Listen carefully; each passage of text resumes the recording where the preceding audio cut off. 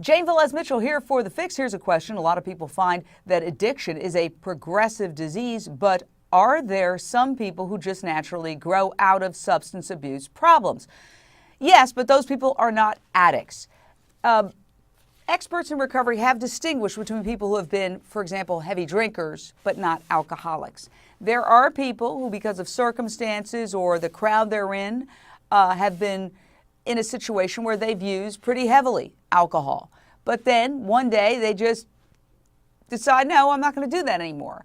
There is no addictive cycle in their behavior. They don't wake up with the intense cravings to have a drink and then binge and then feel remorse and then feel those remorseful feelings wear off and then find that craving stronger than ever. That is the vicious cycle of alcoholism or drug addiction. So for those people who are in that vicious cycle, this is not something that generally wears off on its own. Remember, addiction is a disease of amnesia.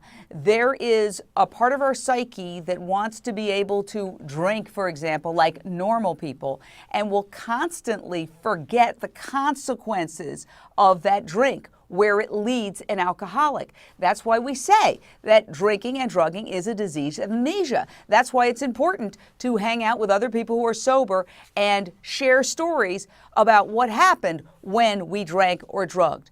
And there's an old saying, take that drink or take that drug and follow it all the way to the end, and follow it all the way to where it has led you in the past. And that will remind you that no, you cannot start drinking or using like normal people. Not that normal people use, but even a prescription drug. People who are sober need to avoid narcotics at all costs, even if they're legal prescription drugs, because more people are ODing now from legal prescription drugs than they are illegal drugs.